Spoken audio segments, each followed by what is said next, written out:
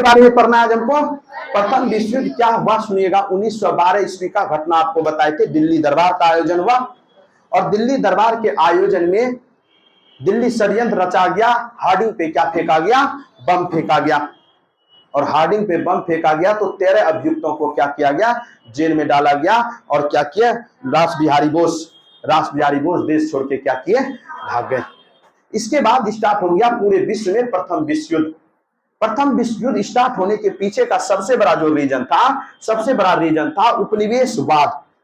प्रथम विश्व युद्ध की भी जरूरत थी और साथ ही साथ में उसको कच्चे माल के लिए क्षेत्र की भी जरूरत था। तो देखिएगा क्या है, इस जगह पे एक देश है, इसी कड़ी में हर एक देश, यूरोप के जितने भी देश थे सब देश एक दूसरे से क्या करने लगे? प्रतिस्पर्धा करने लगे। कंपटीशन आया और कंपटीशन आया तो एक देश दूसरे देश को नीचा दिखाने के लिए, नीचा दबाने के लिए क्या करने लगा? कंपटीशन करने लगा। सब देश अपना अपना उपनिवेश बढ़ा रहा था। सबको जिस तरह से हो रहा था, छल कपट सब कर रहा था। इसी उपनिवेश बढ़ाने के क्रम में ऑस्ट्रिया देश, इस जगह पे एक देश है, उस देश का क्या नाम है? ऑस्ट्रिया। इसी के जस्ट बगल में एक देश है, उस देश का नाम है सर्बिया। उस देश का क्या नाम है? सर्बिया। और इस जगह पे देश है आपका ऑस्ट्रिया। ऑस्ट्रेलिया नहीं, ऑस्ट्रिया है। ऑस्ट्रेलिया तो वहां है, ऑस्ट्रिया देश है। और यहाँ पे एक देश है सर्बिया। क्या हुआ कहानी सुनिएगा। ऑस्ट्रिया के राजा हुआ करते थे फर्डिनेंड, आर्क ड्यूक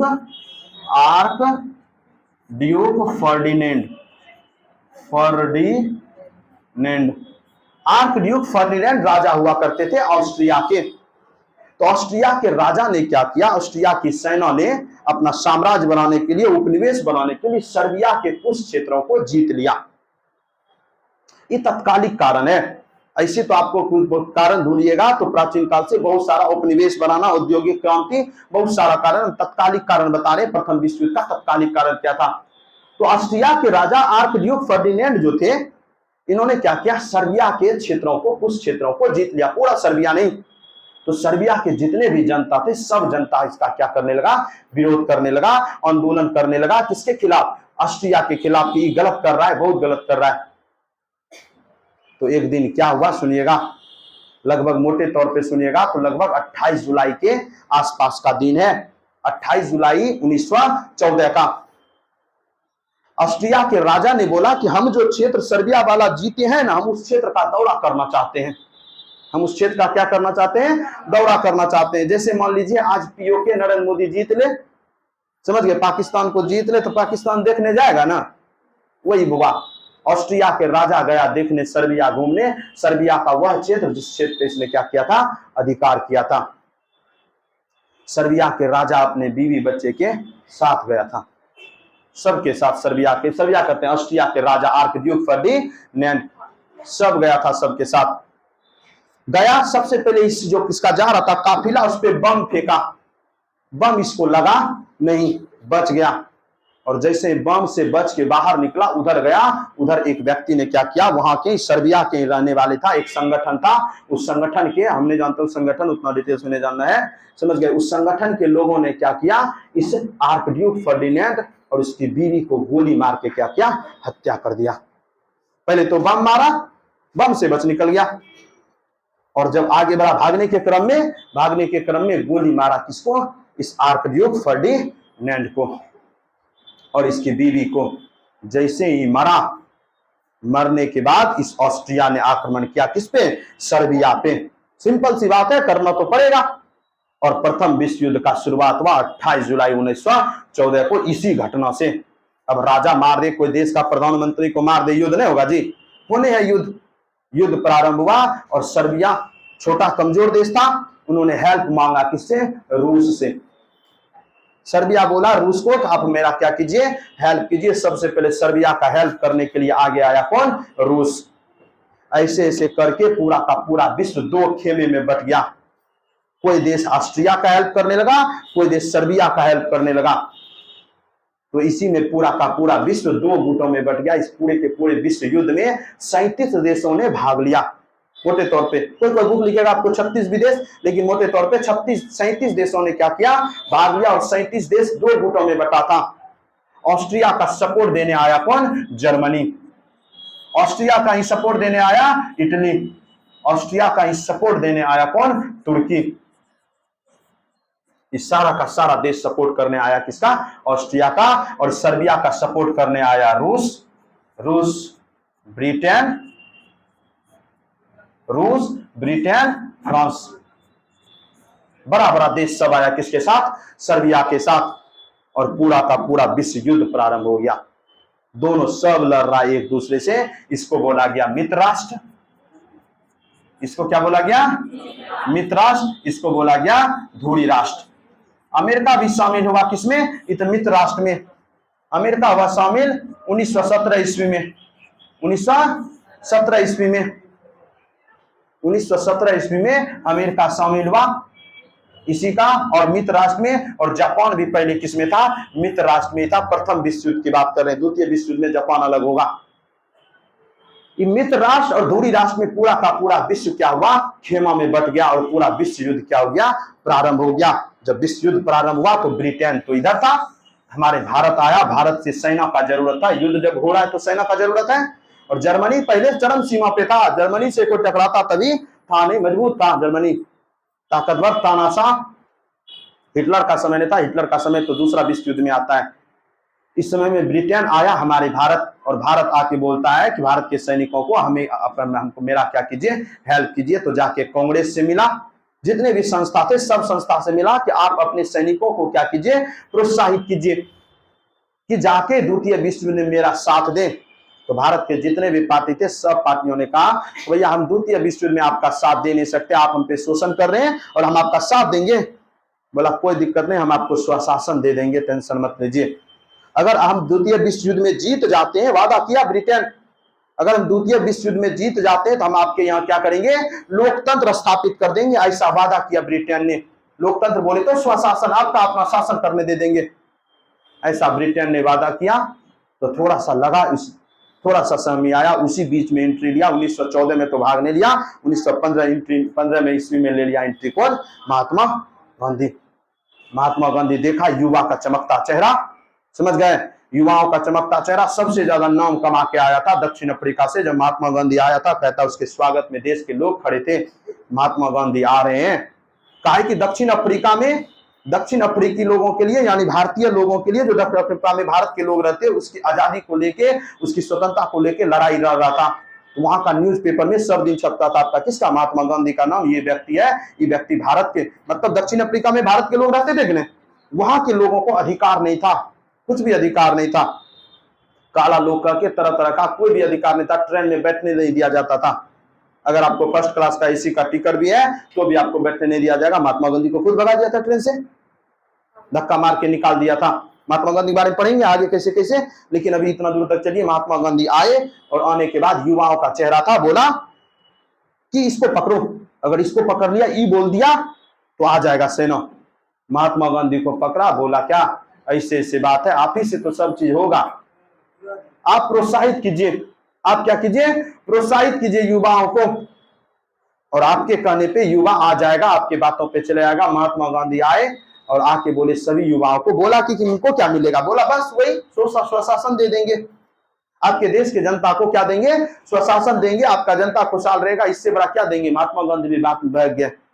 पहले अंग्रेजों से समझा, उठा नहीं, उसको लगा यहाँ का अंग्रेज और दक्षिण अफ्रीका का अंग्रेज में अंतर है, लेकिन नहीं, जैसा दक्षिण अफ्रीका का था वैसा ही यहाँ ही था। इसको लगा मान जाएगा, जाके युवाओं को प्रोत्साहित कर दिया। और प्रथम विश्व युद्ध में भारत का सैनिक गया बहुत सारा। द्वितीय विश्व युद्ध हुआ और पूरा का पूरा लड़ा, जोर शोर से भारतीय सैनिक लड़ा, और लड़ने के बाद जीत गया। ये सब मित्र राष्ट्र जीत गया। जब 1918 ईस्वी में नवंबर का महीना था, प्रथम विश्व युद्ध क्या हो गया, समाप्त हो गया। प्रथम विश्व युद्ध समाप्त होने के बाद महात्मा गांधी सब क्या कर रहे थे, अपने देश में छोटा छोटा आंदोलन कर रहे थे। वही चंपारण सत्याग्रह, अहमदाबाद मील मजदूर आंदोलन, यही सब छोटा छोटा आंदोलन जो किसानों का मामला था, और देश घूम रहे थे। आया जब अंग्रेज, देश जीत लिया, सब कोई भारत का लोग खुश। और बहुत सारे हमारे भारत के सैनिक क्या किए, जर्मनी ने गिरफ्तार किया हमारे भारत के सैनिकों को। यही जर्मनी जो है, जर्मनी ने क्या किया, और जानते हैं अंग्रेजों ने हमारे सैनिकों को आगे रखता था फ्रंट पे, और अंग्रेज सैनिक रहता था पीछे। लेके गया ईटा बलि का बकरा बनाने के लिए। बलि का बकरा क्या करेंगे, आगे रखता था फ्रंट पे। बहुत सारा सैनिक मरा हमारे देश का, और बहुत सारे सैनिकों को गिरफ्तार किया किसने? जर्मनी वालों ने। जर्मनी ये जो आपका धूरी राष्ट्र है, लड़ तो हम लोग रहे थे किससे? मित्र राष्ट्र की तरफ से। तो धूरी राष्ट्र के देशों ने क्या क्या गिरफ्तार किया? यही जो जर्मनी में अपना प्रथम विश्व युद्ध के दौरान गिरफ्तार सैनिक था ना, इसी सैनिकों को छुड़ा के सुभाष चंद्र बोस ने आजाद हिंद फौज का गठन किया था। यही सैनिक, यही कौन सैनिक जो प्रथम विश्व युद्ध में जर्मनी ने क्या किया था? गिरफ्तार किया था। जर्मनी ने हिटलर से दोस्ती था सुभाष चंद्र बोस का, गया बोला मेरे देश का है, आप जानते हैं इससे हम भी प्रताड़ित हैं, आप हमारे कैदी को छोड़ दीजिए। तो हिटलर से कह के पूरा का पूरा आजाद करवाया था। किसको? हमारे भारतीय सैनिकों को। और वादा किया था हम आपको किसी प्रकार का क्षति नहीं पहुंचाएंगे। हम तो खुद ब्रिटेन के खिलाफ लड़ रहे हैं। हिटलर ने हमारे देश के सब कैदियों को क्या किया था? जो बचा था उसको रिहा किया था, और उसी सेना को लेके आया था हमारे देश में सिंगापुर। उसके बाद म्यांमार में आके क्या किया? आजाद हिंद फौज का गठन किया। किसने? सुभाष चंद्र बोस ने। और सुभाष चंद्र बोस ने मारना प्रारंभ किया था उत्तरी पूर्वी राज से। सात बानों वाली राज है ना, उधर मारा था। 2-3 गो राज कभी जीता ही था, समझ गए? तब तक स्टार्ट हो गया द्वितीय विश्व युद्ध। सब धीरे धीरे और बहुत ज्यादा मामला हो गया, भारत छोड़ो आंदोलन हो गया। तब तक तो पूरे देश में आंदोलन प्रारंभ हो गया। महात्मा गांधी को भी लगा अब सही समय है, तब आंदोलन प्रारंभ किया। तो प्रथम विश्व युद्ध में जब आया, अंग्रेज जीत के आया, तो अंग्रेज के पास गया सब पार्टी का नेता, बोला अब क्या, अब दो। बोला हाँ देते हैं, टेंशन मत लो, एगो सुधार अधिनियम आएगा 1919 में, मॉन्टेग्यू चेम्सफोर्ड सुधार अधिनियम देते हैं। बोला ठीक है। मॉन्टेग्यू चेम्सफोर्ड सुधार अधिनियम आया, कहीं भी स्वशासन का बात न। अंग्रेज क्या करता था? हमारे यहाँ जो शासन करती थी अंग्रेज, समय समय के साथ वहां नियम कायदा कानून बना के भेजता था, जिसको बोलते थे अधिनियम, जिसको बोलते थे चार्टर एक्ट। अंग्रेज क्या करते थे? ब्रिटेन की संसद समय समय के साथ कानून बना के भेजता था कि भलाना लोग भारत में जाके इसी कानून के आधार पे क्या करना है? तुमको शासन करना है। जैसे हमारा देश अभी संविधान के अनुसार चल रहा है, तो ब्रिटेन वाला क्या करता था? वहां का संसद कानून लिख देता था वो पन्ना में, और पन्ना लेके आता था यहाँ, और उसी पेज के अनुसार क्या करता था? शासन करता था। और 20-20 साल के लिए लगाता था वो। 1919 का मॉन्टेग्यू चेम्सफोर्ड सुधार, मॉन्टेग्यू उसको बोलते थे 1919 का भारत शासन अधिनियम। भारत शासन अधिनियम, वैसा अधिनियम जिससे भारत पे क्या किया जा सके? शासन किया जा सके। और उस समय भारत के सचिव हुआ करते थे मॉन्टेग्यू चेम्सफोर्ड हुआ करते थे, हमारे भारत के वायसराय। जब आया ना तो स्वशासन का कहीं कुछ चर्चे नहीं, बिल्कुल नहीं। सब बोला ये, बोला कुछ नहीं, शांत रहो, देंगे, टेंशन मत लो, सब कुछ देंगे। इसी क्या हुआ सुनिएगा, इसी बीच में इस ब्रिटेन ने प्रथम विश्व युद्ध के दौरान ही इस ब्रिटेन ने क्या किया? तुर्की के पश्चिमी भाग पर, तुर्की देश देखिए ये है तुर्की देश, यहाँ पे तुर्की का ये वाला हुआ पूर्वी, ये हुआ पश्चिमी। तो पश्चिमी तुर्की पे अधिकार कर लिया किसने? इस ब्रिटेन ने। और पश्चिमी तुर्की पे अधिकार करके यहां से बोला खलीफा का पद समाप्त होता है। किसका पद समाप्त होता है? खलीफा का पद समाप्त होता। बोला खलीफा का पद होगा ही नहीं, घोषणा किया, अभी किया नहीं, सिर्फ घोषणा किया कि खलीफा का पद नहीं रहेगा, खलीफा का पद नहीं रहेगा। खलीफा माने, अब खलीफा ही कौन है? हमारे इस्लाम धर्म में सबसे बड़े महान व्यक्ति जो है, कहता है एक अल्लाह है, और धरती पे उसका बेटा आया था मोहम्मद पैगंबर साहब, धरती पे उसका दूत था। तो लोग अल्लाह मोहम्मद पैगंबर साहब की क्या करते हैं? पूजा करते हैं। वो तो भगवान हो गए मोहम्मद पैगंबर साहब। जैसे ईसा मसीह में, ईसा मसीह का, ईसाई धर्म का सबसे बड़ा धर्म गुरु ईसा मसीह। महात्मा बुद्ध के लिए बौद्ध धर्म, महात्मा बुद्ध बौद्ध धर्म के लिए सबसे बड़े गुरु, जैन धर्म में महावीर स्वामी। उसी प्रकार से इस्लाम धर्म में हजरत मोहम्मद पैगंबर साहब। हजरत मोहम्मद पैगंबर साहब का जो उत्तराधिकारी हुआ, उसका जो वंशज हुआ, वही मुस्लिम इस्लाम जगत में क्या कहलाया? खलीफा कहलाया। बोला कि भगवान का वंशज है। किसका वंशज है? भगवान का वंशज है। और वो खलीफा धीरे धीरे पहले सिर्फ धार्मिक गुरु होता था, और पूरे के पूरे इस इस्लाम जगत का, कोई एक देश का नहीं, पूरे विश्व का जितना भी इस्लाम है सब उसको क्या मानता था? भगवान मानता था। अगर खलीफा बोल दे कि ये दिशा पूरब है, तो बोलता था हाँ सही है, ये दिशा पूरब है। अंधा समझते हैं, अंधा। अगर खलीफा चाहे किसी देश का सरकार बदल दे, अगर खलीफा जो घोषणा कर दे समझ लीजिए वो लागू। खलीफा में इतना पावर था। पहले खलीफा सिर्फ धर्म को लेके करता था चर्चा, बाद में जाके वो राजनीति में भी क्या होने लगा, लिप्त होने लगा। अब सोचे खलीफा की बातों पे इतना बिलीव करता था लोग, बोल दिए ना, अगर सूरज उसको दिख रहा है इधर डूब रहा है, अगर बोल देना ये परिवर्तन किया, ये तुरंत अल्लाह ने बोला ये पूरब होगा और ये पश्चिम होगा, तो खलीफा के बात को मानता था। अब सोच सकते हैं, इस बात से अंदाजा लगा सकते हैं आदमी उस पर कितना बिलीव करता था। मतलब इस पूरे इस्लाम जगत का, मान के चलिए हमारे देश का सबसे बड़ा गुरु हो कोई, हिंदू धर्म का सबसे बड़ा गुरु समझिए राम भगवान का बेटा होता, लव कुश, उसी का वंशज, तो वो जो बोलता हिंदू धर्म मानता अथवा या नहीं, ऑफकोर्स मानता, और उसी का पदे समाप्त कर देता। बोलता रहा इसको कोई क्या लगता है, रहने देते सही से, वहां से खलीफा का पद समाप्त कर दिया इस ब्रिटेन वाले ने। जितने भी विश्व के मुस्लिम थे सब इस्लाम धर्म को मानने वाले लोगों ने विरोध किया, किसका, इस ब्रिटेन का। तो हमारे भारत के मुस्लिम लीग का जो गठन किया था, अंग्रेजी करवाया था, उसको समझ में आ गया भैया ये मेरा इस्तेमाल कर रहा है, आया समझ में। 1906 में स्थापना किया था, तो हम तुम्हारे अधिकारों की रखेंगे, चेष्टा करेंगे सब कुछ। ये बोला भी 2-3 बार जाके है, खलीफा पद समाप्त नहीं करियो, बोला भी खलीफा का पद समाप्त नहीं करियो, काहे हमारे गुरु हैं, कुछ भी हो जाए खलीफा का पद समाप्त नहीं कीजिएगा, और खलीफा का पद अगर समाप्त कर गए, समझ गए, तब क्या आदमी का धर्म करते हैं। आज अगर धर्म इतना चढ़ा हुआ है दिमाग पे, तो मुझे तभी धर्म कितना चढ़ा होगा दिमाग पे। खलीफा का पद समाप्त, क्या मुस्लिम लीग रुष्ट हो गया, बोला अब तुम पे बिलीव हम भी करेंगे नहीं। 1915 में आया कांग्रेस के पास, बोला अब दोनों मिलते हैं, बहुत अंग्रेज दोनों का शोषण किया, और हिंदू बोले तो कांग्रेस और मुस्लिम लीग दोनों क्या किया, एक साथ बैठक किया 1915 ईस्वी में, सिर्फ बैठक किया, समझौता कुछ हुआ नहीं। 1915 में बंबई में बैठक किया, और बैठक करके कहता है कांग्रेस और मुस्लिम लीग का सबसे पहला संयुक्त बैठक कब हुआ, 1915 में, और ये भी डिसाइड किया अगला बैठक लखनऊ में करेंगे, और हम लोग समझौता करेंगे, एक साथ काम करेंगे और एक साथ मांग रखेंगे, किसके समक्ष, अंग्रेजों के समक्ष, तब तो अंग्रेजों को झुकना पड़ेगा ना। बोला हाँ। तो 1916 ईस्वी में क्या हुआ, लखनऊ पैक्ट हुआ, क्या हुआ 1916 ईस्वी में लखनऊ पैक्ट हुआ। कौन सा पैक्ट हुआ, लखनऊ पैक्ट, जिसको बोलते हैं लखनऊ समझौता। और लखनऊ पैक्ट किसके किसके बीच, मुस्लिम लीग और कांग्रेस के बीच। इसी बीच में होम रूल लीग का गठन हुआ था। इसी बीच में किसका हुआ था गठन, जब द्वितीय विश्व युद्ध, प्रथम विश्व युद्ध चल रहा था, इसी बीच में होम रूल लीग का गठन हुआ था। होम रूल लीग का स्थापना एनी बेसेंट और बाल गंगाधर तिलक। एनी बेसेंट जाके बोली बाल गंगाधर तिलक को, तुम काहे अपने में लड़ रहे हो, अगर होम रूल मतलब होता, होम माने घर और रूल माने शासन, वही हुआ हिंदी में घर का शासन, अपना शासन, स्वशासन, एक के बात है, सिर्फ नाम अलग अलग है।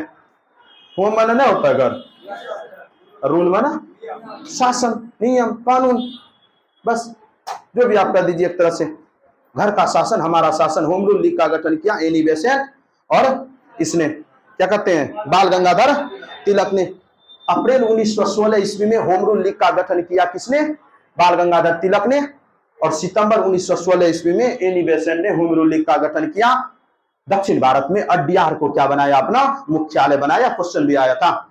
एनी बेसेंट ने अड्डियार, मद्रास में एक जगह है, अड्डियार को अपना मुख्यालय बनाया सितंबर 1916 में, और अप्रैल 1916 में उत्तर भारत में बंबई और गुजरात वाले प्रांत में होम रूल लीग का स्थापना किया था किसने, बाल गंगाधर तिलक ने। दोनों संगठन चला रहा था मिलके, बोला हम इधर संभालते हैं तुम इधर संभालो, होम रूल लीग का शासन करते हैं, गरम दल। एनी बेसेंट बोली कि क्या है, काहे सबको लड़ रहे हो, सबको एक हो जाते, देखो मुस्लिम लीग भी एक हो गया, हम तुम भी मिल जाओ। तो एनी बेसेंट के प्रयास से फिर से 1916 ईस्वी में गरम दल, नरम दल, मुस्लिम लीग, तीनों का तीनों क्या हुआ, एक हुआ।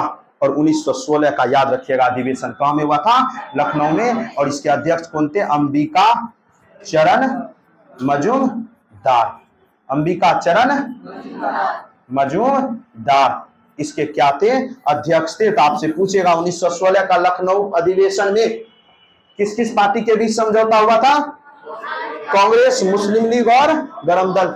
आपसे पूछेगा कांग्रेस का गरम दल, नरम दल और मुस्लिम लीग के बीच समझौता एक हो गया कब, 1916 में, और अब मिल के तीनों ने 1900 भारत छोड़ो, भारत शासन, भारत कहते हैं असहयोग आंदोलन तक, किस आंदोलन तक? असहयोग आंदोलन तक कार्य किया मिल के तीनों का तीनों ने। असहयोग आंदोलन के बाद धीरे धीरे फिर मुस्लिम लीग का मांग थोड़ा अलग हो गया।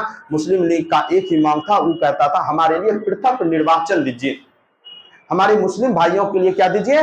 पृथक निर्वाचन दीजिए। पृथक निर्वाचन ये होता है कि जैसे मान लीजिए अपना भागलपुर क्षेत्र, अपना भागलपुर जिला में समझ लीजिए 6 गो विधानसभा है।